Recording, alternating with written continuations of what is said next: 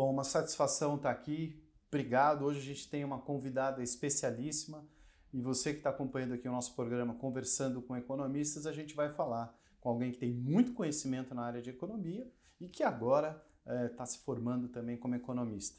Estou recebendo hoje especialmente aqui para falar com a gente a secretária de Desenvolvimento Econômico e Trabalho na Prefeitura de São Paulo, Aline Cardoso. Aline, seja muito bem-vinda aqui para falar com a gente no Corecon. Obrigada, querido. Uma alegria estar aqui. Obrigada pelo convite, pela oportunidade. E olha só, estou me sentindo aqui já eu sou uma pré-economista ainda, né? Mas já estou aqui me sentindo uma. Obrigada pela oportunidade. Nada, maravilha. É uma alegria recebê-la aqui. Então, eu vou falar rapidamente algumas das ocupações relevantes que a Aline Cardoso já ocupou, especialmente na vida pública, e depois ela vai poder detalhar isso com mais cuidado para a gente. Ela foi vereadora, coordenou as relações internacionais da CAMEX, na Secretaria de Desenvolvimento aqui de São Paulo, assessora de assuntos internacionais na Alesp, e aqui tem algum detalhe que não é qualquer detalhe. Aline, você contribuiu para o desenvolvimento e para a construção da Invest São Paulo, que é a agência de fomento aqui de São Paulo? Exatamente. Quando eu comecei a estudar, comecei a fazer a graduação na França, né? E aí quando eu voltei para o Brasil, os estados não tinham essa lógica de internacionalização, né? Estou falando 25 anos atrás, mais ou menos. E a gente fez um plano de internacionalização para o Estado, que na verdade passava por apoio às exportações, atração de investimento, e a gente passou uns 4 ou 5 anos fazendo isso sem uma organização institucional estável, né? Era uma coordenadoria, era um departamento que ficava indo de um lado para o outro. E aí a gente começa a desenhar, então, fizemos um estudo nacional e internacional de organizações subnacionais de promoção de investimentos e de negócios internacionais, e aí a gente desenha o plano da Invest São Paulo, estou falando de 2007, 2008. Maravilha, importantíssimo órgão aqui de São Paulo, e dá para dizer que é uma espécie de porta de entrada para quem está buscando investir aqui no estado e não sabe exatamente quais são os primeiros pontos a serem observados? É uma porta de entrada para os investimentos? Sim. A Invest São Paulo, ela posicionou o estado de São Paulo naquela época num outro patamar, né? Com a capacidade de dialogar com o setor privado para facilitar a expansão ou a entrada no mercado.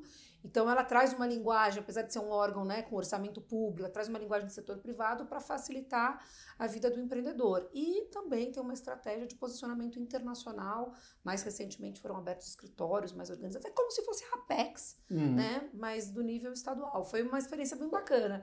E agora estamos numa outra jornada na prefeitura, mas sempre com o mesmo espírito, Haroldo, sempre. Maravilha. Então, diz pra gente aí como é que é essa aventura que você tem aí na prefeitura. Você é a secretária que está há mais tempo, né? Mulher, mais tempo aqui batalhando num ambiente masculino. E aí emenda pra gente dizer o seguinte, de todos esses lugares em que você ocupou essas posições, elas normalmente são posições masculinas, né? A gente tem visto, isso tem mudado, a gente tem evoluído certamente, mas como trabalhar num ambiente como esse ainda bastante masculino? Quais são as lutas maiores? Eu acho que a gente, quando fala de mulher em cargo de liderança, mesmo no setor privado, a gente está ainda bem longe, né, do ideal.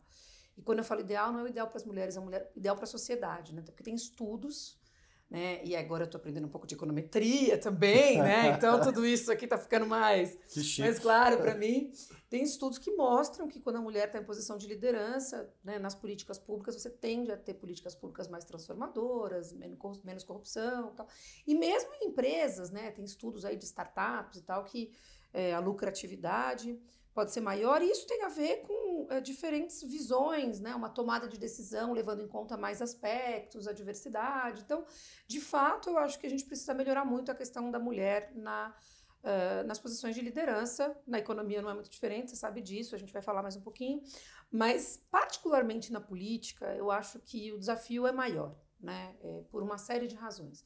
Existe um ranking, não me lembro agora como chama a organização, acho que é a Associação Internacional de Parlamentos, alguma coisa assim, fez um ranking de mulheres na política, eles atualizam esse ranking todo ano. Não lembro o número exato, mas aproximadamente 150 países e o Brasil na posição tipo 120, né? Então, quer dizer, você é aí a 8ª economia mundial, é o 5º em, sei lá, população, né? E aí você está na posição 120, quando se trata de mulheres na política. Está lá na rabeira dessa posição. Eu acho que isso acaba trazendo vários desdobramentos negativos para a sociedade, né? Talvez não por acaso a gente seja um dos países que mais tem feminicídio, casos de abuso, de violência e tal, porque acaba que quem está ali formulando as leis, quem está tomando decisões, não está entendendo uma série de coisas, né? E por isso que a diversidade, ela traz uma capacidade de tomada de decisão mais ampla, que olha para mais problemas da sociedade. Então, de fato, ser uma mulher na política, né, ao longo aí dos últimos 8 anos, é um ato de resistência, né? E eu não sou só a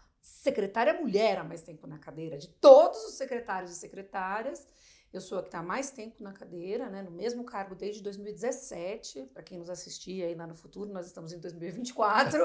São 7 anos na mesma cadeira, o que é muito raro. Secretários costumam ficar assim, num máximo de 4 anos, às vezes 2, no meio de uma gestão você troca, né? Então chegar a 7 anos é um marco. Eu sou muito grata aos 3 prefeitos que foram meus chefes nesses 7 anos. Eu fui nomeada na época do Dória, quando eu era vereadora. Depois o Bruno Covas chega e aí a gente tem uma grande transformação. A gente vira a Secretaria de Desenvolvimento Econômico, porque até então a gente era trabalho e empreendedorismo. A gente era um balcão de atendimento, né? Especialmente com o CAT, né? Que faz o atendimento ao empreendedor e ao trabalhador e tal. E aí, em 2018, com o Bruno, a gente muda de patamar. O Bruno, assim como você, era economista e advogado, né? Então, o Bruno tinha muito essa visão estratégica. Eu fui conversar com ele, fui eu que levei para ele. A gente não tinha uma Secretaria de Desenvolvimento Econômico. Eu falei, Bruno, uma cidade como São Paulo, a gente tem que ter uma outra perspectiva, um olhar estruturante, planejar o futuro da cidade, ter uma visão mais global, né? Pensando nas vocações da cidade, no futuro do trabalho e tal. O Bruno, na hora, canetou lá o decreto e a gente virou desenvolvimento econômico. E o Bruno realmente nos impulsionou para outro patamar de gestão pública mesmo, né? E depois, infelizmente, a gente perde o Bruno, né? Acho que todo mundo acompanhou, uma surpresa assim, muito desagradável, esse câncer, e depois o desenrolar dele. O Ricardo assume e nos mantém na cadeira, nos fortalece, amplia o nosso orçamento. Então, eu acho que, claro, ser mulher, acho que pode ter contribuído para esses resultados, né, assim, dessa visão, mas eu acho que tem uma coisa meio paradoxal, apesar de ser mais difícil, né, até pelas questões pessoais, por olhares preconceituosos, assim, não vou dizer que não, a gente sofre às vezes ali alguma, né, enfim, um comentário. O machismo impera, mesmo que seja disfarçado. Os prefeitos, eu acho que não, eles sempre foram muito bacanas comigo, mas sempre tem alguma situação, infelizmente. Mas a gente está aí para superar. Então, e paradoxalmente, apesar de ser mais difícil, eu acho que também quando a gente consegue alcançar esses resultados, eles são mais profundos, mais impactantes, e a gente está pavimentando a gente está pavimentando caminhos para outras mulheres, né? Então, muita alegria ter chegado até aqui, superando todas as dificuldades, passando por uma pandemia, né? A gente teve aí alguns contatos sobre isso. E eu acho que eu fico muito feliz quando encontro mulheres que falam que eu as inspiro, né? A gente não faz tudo que a gente faz só para isso. Mas é importante as mulheres olharem para outras mulheres e falarem, se ela conseguiu, eu também vou conseguir. E fazendo só um comentário rápido sobre isso, esse final de semana eu postei, acho que você viu lá, você até comentou, né, que eu estava estudando Keynes, e no feriado, né, na Sexta-feira Santa. E aí eu falei, Sexta-feira Santa, com Keynes e tal, né, aqui pensando no emprego. E aí uma moça respondeu, falou, Aline, foi tão bom ver seu post, porque eu estou estudando também. E muita gente em volta de mim acha que eu não preciso, porque eu já sou velha, que é bobagem, vou desperdiçar meu feriado estudando. E se você, que é o que você é e tá onde você tá fazendo isso, eu sinto que eu tô no caminho certo. Que bacana. Então eu acho que é legal assim, você ter mulheres que inspiram outras mulheres, inclusive ocupando esses espaços que tradicionalmente são masculinos. Maravilha. Eu realmente comentei o seu post porque é fundamental, né? A gente tem com inúmeras outras ocupações e melhorar intelectualmente, crescer, ter outra perspectiva, eu acho que é fundamental. E a leitura é um dos caminhos importantes para isso. As artes, de uma forma geral, mas a leitura, sim. Mas ler Keynes não é para qualquer um, especialmente no feriado. Rapaz, como é difícil. Não é uma coisa, olha, não é uma coisa assim. Fica a dica aqui para você que passou por isso, parabéns. Para você que ainda não passou, prepare. Então, e o pior é que assim, eu adoro tudo que ele fala, sabe? Então, a gente mas concorda, ele fala né? de um jeito tão complexo que eu... E ele usa pouca matemática, mas é uma das obras mais importantes, né? teoria geral do juro, do emprego, da moeda, é uma das obras mais importantes da economia. Mas, Aline, eu queria, dentre outras coisas, o convite que eu fiz para você, para estar aqui com a gente, é que eu queria que você trouxesse esse aspecto econômico para a ação que você tem desenvolvido aqui no município de São Paulo agora em particular.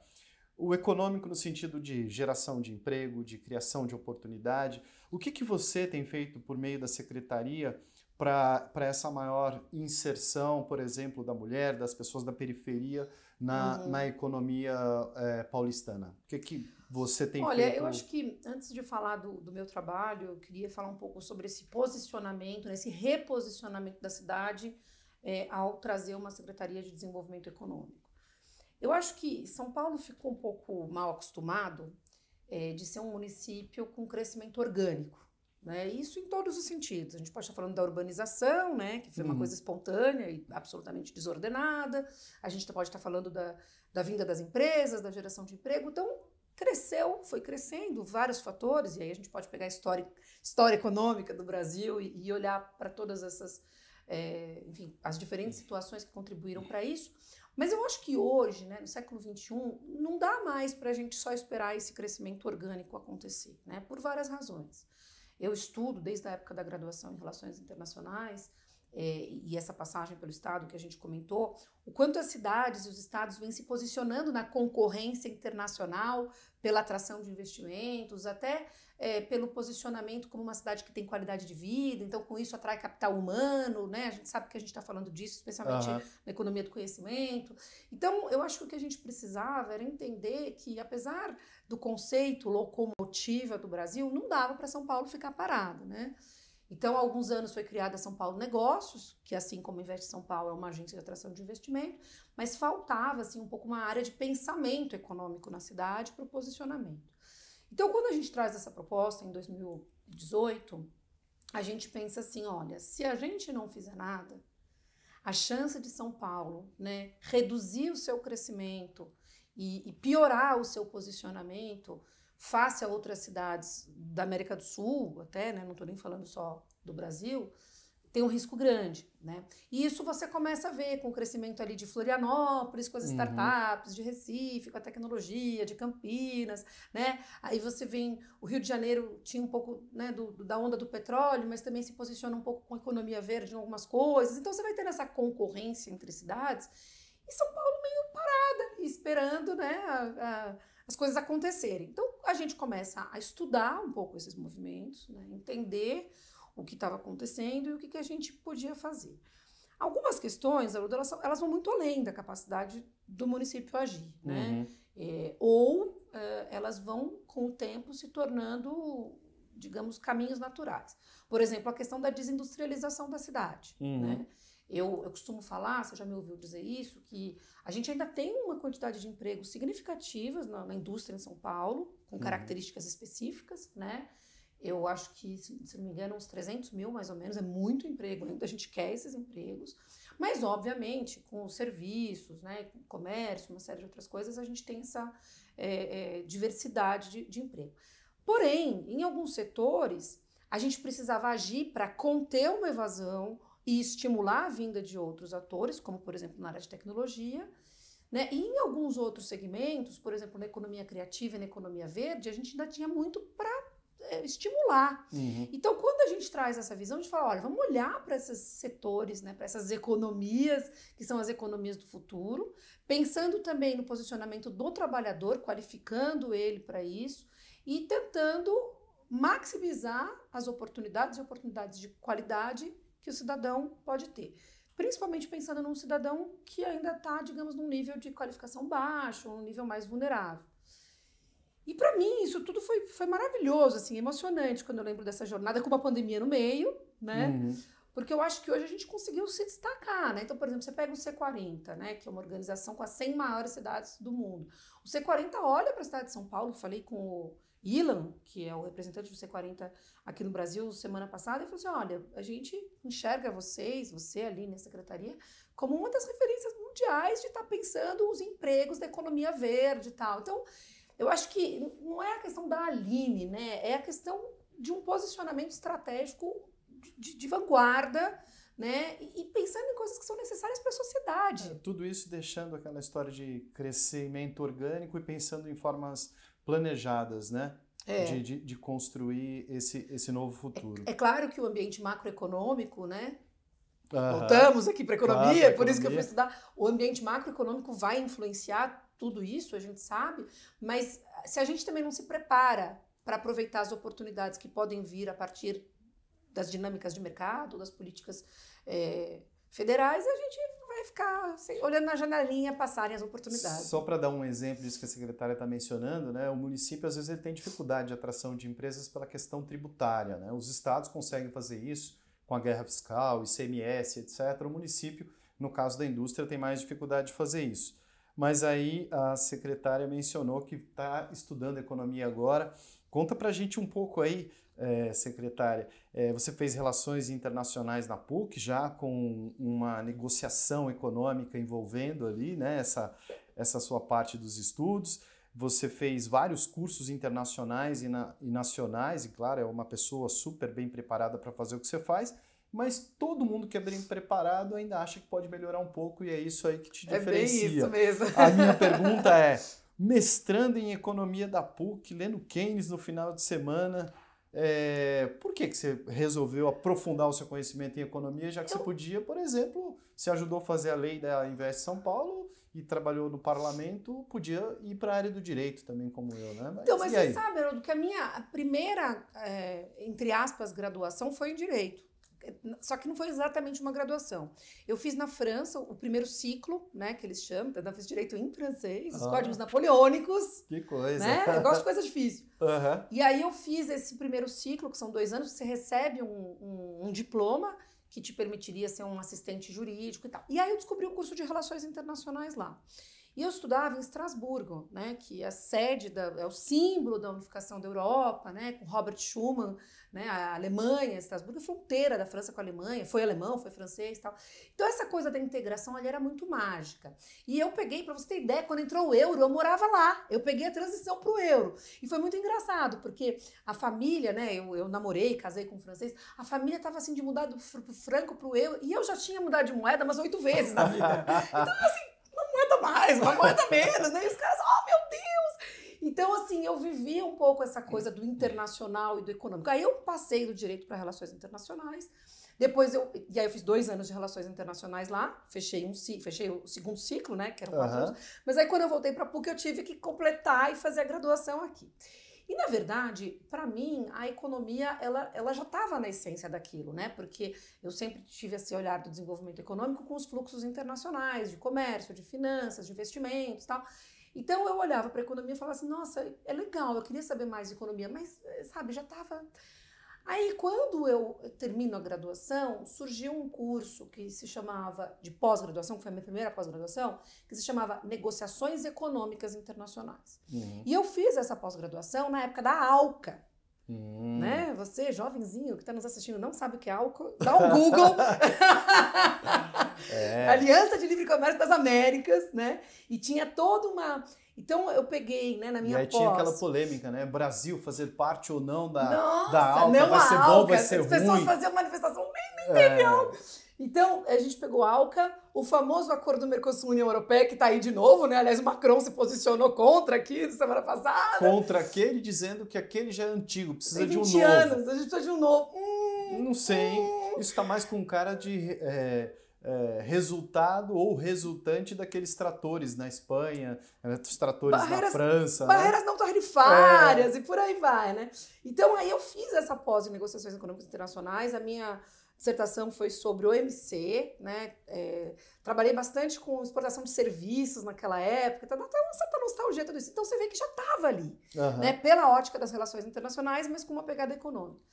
E depois uma série de coisas, montei minha empresa, trabalho, projeto, aí vim um pouco para essa parte mais de cidades, fiz a segunda pós em urbanismo social, como é que você pensa as periferias, e aí já trazendo muito da essência do que a gente faz hoje, de inclusão produtiva, de geração de trabalho e renda nas periferias, de inclusão dessas pessoas não tão qualificadas, né, pensando no futuro do trabalho, a perda de empregos, a requalificação de mão de obra e tal, e a economia sim, né? E com essa vida louca, muito, muito difícil parar para estudar, né?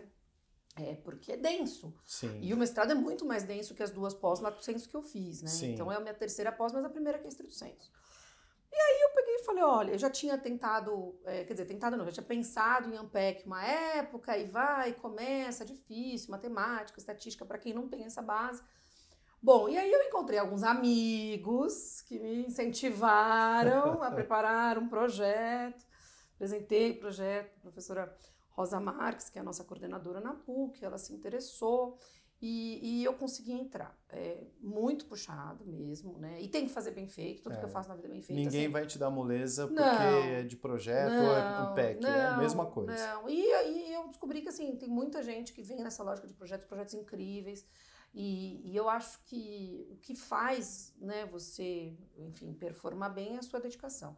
Então, assim, hoje eu estou num momento que eu confesso, queria deixar um recado para os meus amigos, né, para minha família, perdão se eu estou ausente, mas são noites, são finais de semana, são feriados, assim, realmente está muito puxado, mas eu estou muito feliz, porque eu acho que eu tenho uma experiência prática muito grande, né, e com cursos, né, então aí tem curso da GV, de Harvard, da UNCTAD e tal, sim, mas esses cursos eles vão te dando fragmentos. Então, agora eu consigo dar um amálgama para tudo isso, entre a prática, alguns cursos, né? E aí traz essa... eu devia ter feito 20 anos atrás? Devia, mas, enfim, tô fazendo agora. Você tá fazendo na hora certa. Não tenho medo de estudar, eu sou a mais velha da turma e tá tudo bem, né? Vira até brincadeira. Eu mesmo faço bullying comigo mesmo. Na nossa época nem chamava bullying, né? Então... Não. Mas assim, eu acho que você pode, eu imagino que ser colega seu de sala de aula deve ser uma honra para as pessoas, né? E assim como eu já tive colegas, professores e alunos também ilustres estudando comigo, eu acho muito bacana. E tem uma coisa legal, só para eu trazer assim, a gente está em economia brasileira estudando os planos econômicos, né? Uhum. Então você passa pelo PAEG, pelo PND, etc e tal.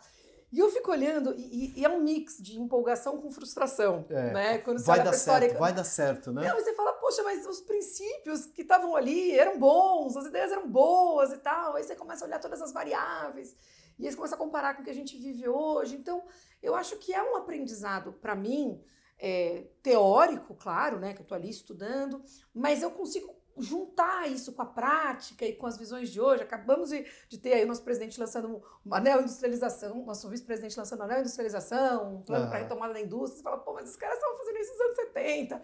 Então é legal, assim, eu gosto, eu tô empolgada, né? Dá para perceber. Dá para perceber. Obrigada, viu, padrinho?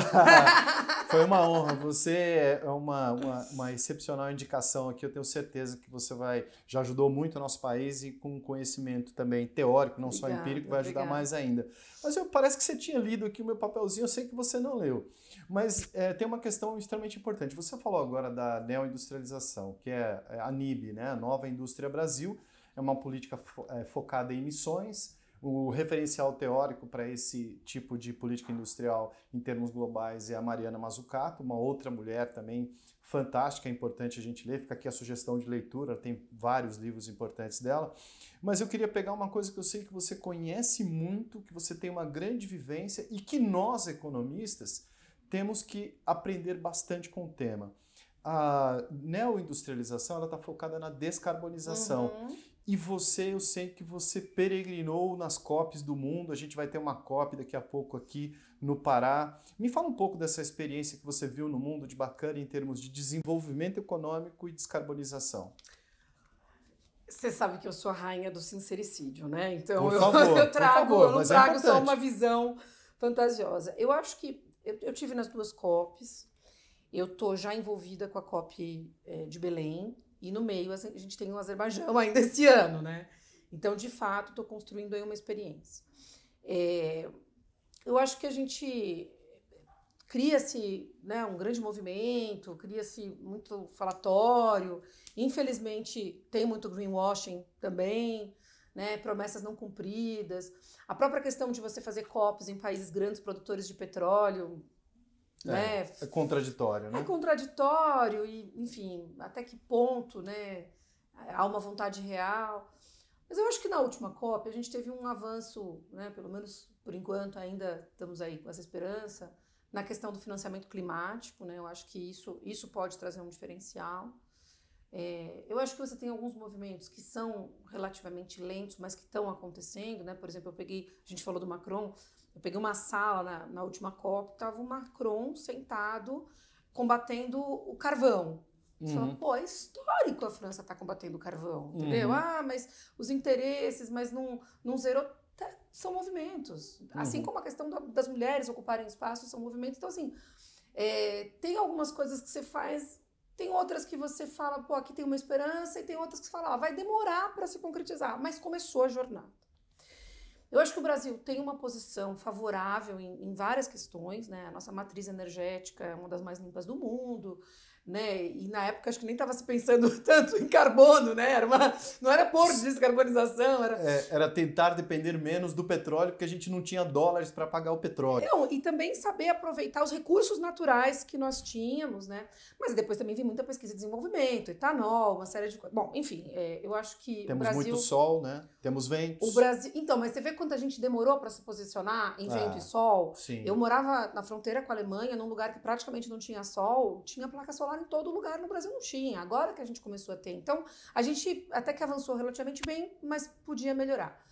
E eu acho que a COP30 vai ser uma oportunidade para a gente se posicionar de uma maneira mais estratégica, né? Um pouco aquela coisa não só orgânico, né? Como a economia de São Paulo. Você está ali com crescimento orgânico, de repente você vira a chave e fala, agora eu vou ter uma atuação mais estratégica. E eu acho que para o Brasil é um pouco isso, quer dizer, a gente vem de recursos abundantes, naturais, né? Que Deus nos deu, né? Deus nos deu, né? A gente aí tem algumas questões, seja pela dependência do petróleo, seja, né, por outras questões, a gente consegue se posicionar algumas coisas, mas ainda está faltando, e aí eu acho que a nova industrialização pode ser muito bacana, que é a gente realmente entrar de uma maneira mais estratégica nas oportunidades. Se você junta com isso as questões geopolíticas, né?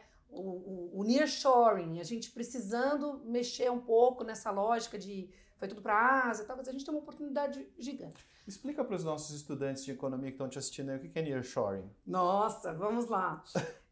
A gente viveu nesses anos de globalização, e isso pegou exatamente a época lá da minha monografia, né? Esse movimento das indústrias saindo dos grandes centros industrializados, Europa, Estados Unidos, mandando essas cadeias globais de valor a sua produção, o grosso da sua produção, principalmente industrial, para a Ásia, né, para algumas outras regiões. E aí a gente vive esse boom da Ásia, né, a China que no primeiro momento tem aquela posição de ser só um... Nossa, gente, eu tô aqui me sentindo até constrangida de dar essa explicação. Não, mas é bacana. No primeiro momento, a China copiando muito e fazendo uma industrialização básica, de repente, e era previsível, né, que isso acontecesse, eles começam a se posicionar para uma indústria de mais alto valor agregado, tanto é que hoje têxtil, né, que é o básico do industrial, já nem está mais na China e tal, e aí você tem a China que começa até a concorrer com os países do eixo da Europa e da América do Norte. Paralelo a isso, vem a questão geopolítica, com Rússia, com Ucrânia e tal, e aí vem Covid, e aí o mundo se vê dependendo absolutamente de regiões que não dão conta mais, ou por questões sanitárias, logística, custo, ou estratégicas, políticas, o mundo já não consegue mais depender, né, dessa deslocalização aí que foi feita, né, a gente fala desse outsourcing que vem lá de tão longe, e ao mesmo tempo, nos países ricos, o emprego diminuindo, os salários baixando, as crises, então tem uma... E quando eu fiz o curso em Harvard, que eu fiz em 2019, muito antes da pandemia, né, a gente nem imaginava que ia ter uma pandemia, já tinha essa reflexão, e eu não estudei muito bem ainda de onde começa essa reflexão, mas já há alguns anos começo a falar, olha, talvez a gente tenha exagerado nessa coisa de mandar tudo tão longe.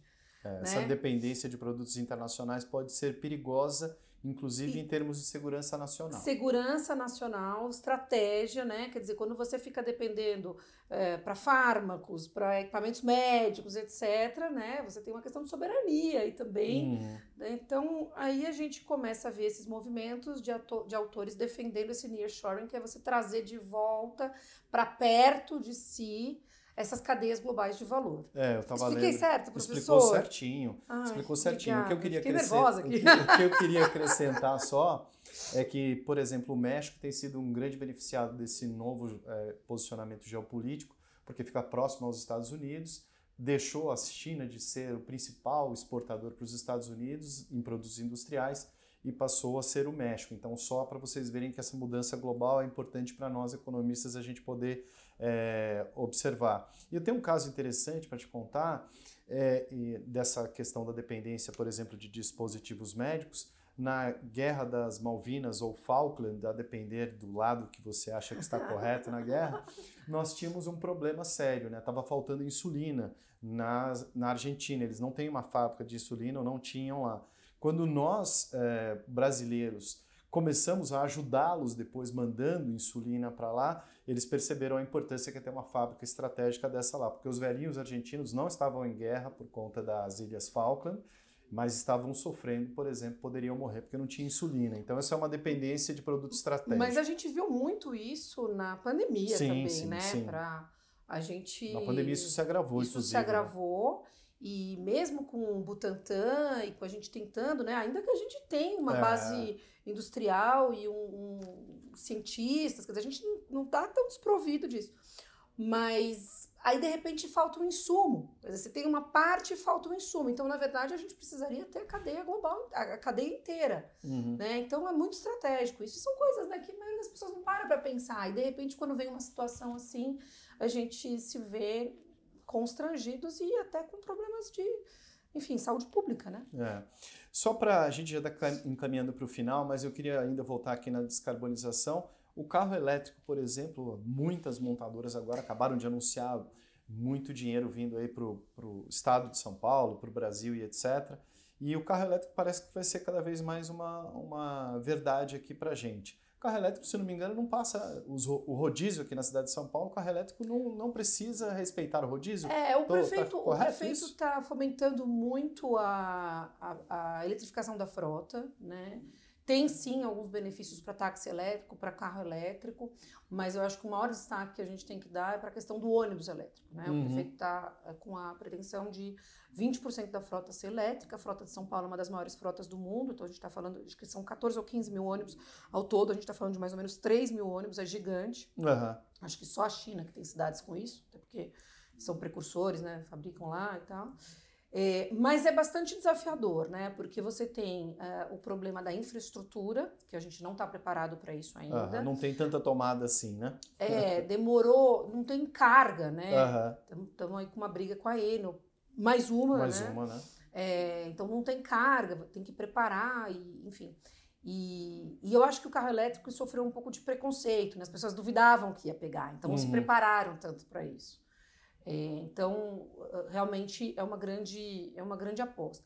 O elétrico, ele tem alguns desafios, né? Tanto na questão da autonomia, quanto até do ponto de vista ambiental, na cadeia, quando você olha para a bateria, o que é o antes, o que é o depois. Então, nas emissões, ele realmente é uma boa saída.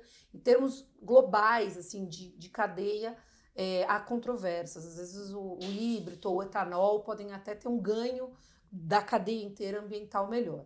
Mas eu acho que nessas coisas, assim, sempre vai ter gente que defende uma coisa que vai ter outra. Acho que o importante é a gente se movimentar para sair de novo, né, de uma economia dependente do petróleo. Eu acho que o Brasil tem uma oportunidade, esses investimentos vindo para cá, embora a maioria deles seja para parque industrial e não venha para a capital, mas eu acho que é uma boa notícia para a economia como um todo. Agora, eu acho que a gente precisa ter uma diversificação, né? A gente precisa voltar para outras indústrias também e a gente precisa qualificar as pessoas, né, Haroldo? Porque a gente não tem... Você vê, a gente tem escassez de engenheiro, a gente tem escassez de pessoas na área de tecnologia, a gente tem escassez até de pessoas na área sanitária, né? Então, assim, a gente precisa conscientizar, e aí eu volto um pouco para o meu papel mais social, até antes do papel econômico, porque eu acho que hoje eu estou transitando entre esses dois mundos. A gente precisa despertar interesse nas novas gerações por carreiras do futuro, né? A gente precisa também apoiar os profissionais que estão, né, fazendo uma transição, um reskilling, né, para novas profissões. E aí eu acho que a gente precisa muito de apoio das políticas públicas, Mas eu acredito, e é assim que eu tenho feito isso aqui na Prefeitura de São Paulo, que a gente precisa fazer isso em parceria com o setor privado. Eu acho que não tem outra forma, senão juntando o público e o privado para a gente ter um posicionamento e resultados melhores, né, nesse novo momento econômico que a gente vive. Você acabou de falar da questão pública e privada, vai ser o debate nosso aqui no Congresso Paulista de Economia, que vai acontecer ainda esse ano. Nós vamos tratar disso, ficam todos convidados aí a terem mais informações. Nós vamos ter o Congresso Paulista de Economia aqui na cidade de São Paulo, tratando dessa questão da junção, né, dos objetivos públicos e privados e dessas duas forças para resolver os problemas econômicos.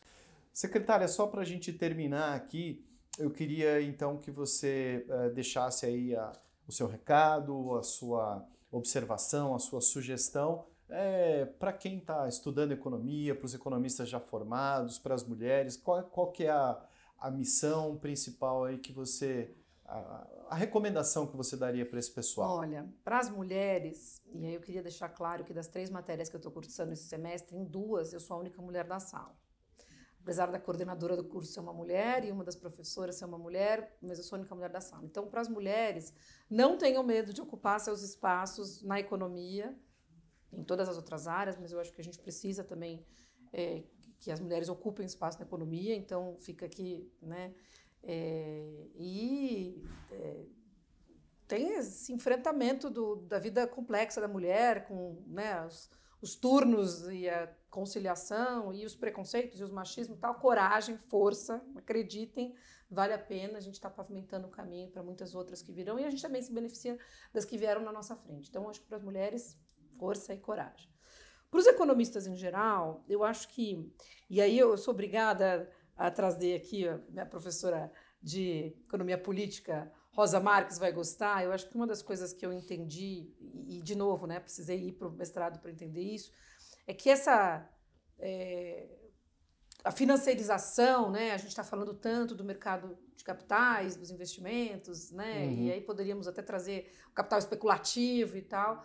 Eu acho que tá tudo bem, eu não sou contra o capitalismo, eu acho que é o regime que a gente tem, tá bom, mas se a gente não tiver uma dose de equilíbrio, né, para trazer para um capitalismo mais consciente, mais sustentável, eu acho que a gente realmente vai caminhar numa direção muito complicada. Né, os níveis de desigualdade, de pobreza. Então, eu queria pedir para os nossos amigos economistas colocarem uma dosezinha de social também nas suas vidas, porque eu acho que esse equilíbrio, tudo na vida é equilíbrio, né? Da mesma forma que eu acho que não dá para ficar lá só num mundo idealista, de social e tal, eu vim para a economia e trago um pragmatismo para o meu olhar social. Eu acho que a gente precisa trazer também para os economistas, para o mercado financeiro, para as empresas. Eu gosto muito do conceito de ESG, né? Eu acho que a gente precisa trazer um pouco de responsabilidade social também. Então, né, eu costumo dizer que assim, não tem um limite do quanto você consegue gastar, do quanto você consegue investir, do quanto você consegue fazer. Se a gente conseguir ter uma sociedade com compromisso, né, tem mais chance da gente dar certo enquanto civilização. Então, eu queria pedir que, assim como eu vim do social e estou, né, vindo para a economia, eu queria pedir para os economistas pensarem um pouquinho também no desenvolvimento sustentável, né, e com um olhar de inclusão. Acho que talvez seja um pouco idealista aqui da minha parte, mas eu acho que quando a gente se equilibra como sociedade, o resultado tende a ser melhor para todo mundo. Maravilha. Você falando isso, eu lembrei do livro do Rajo Chang, que são 23 coisas que não contaram para você sobre o capitalismo. Isso é bem bacana, faz a gente refletir bastante. Foi aqui uma sugestão, então, de leitura. Secretária, agradeço demais. Você engrandeceu aqui a nossa tarde hoje. Certamente quem vai nos assistir depois vai poder ver isso com detalhe. Muito obrigado, Conselho Regional de Economia e Economia em Debate, que também fica muito feliz em tê-la aqui. Muito obrigado e até a próxima. Obrigada, eu que agradeço pela oportunidade, é um prazer estar aqui. Minha primeira entrevista, né, com esse enfoque, gostei bastante, mas acho que leve, né, menos técnica e mais assim do dia a dia. Então, obrigada pela oportunidade e parabéns pelo trabalho de vocês. Obrigada. Maravilha, obrigado.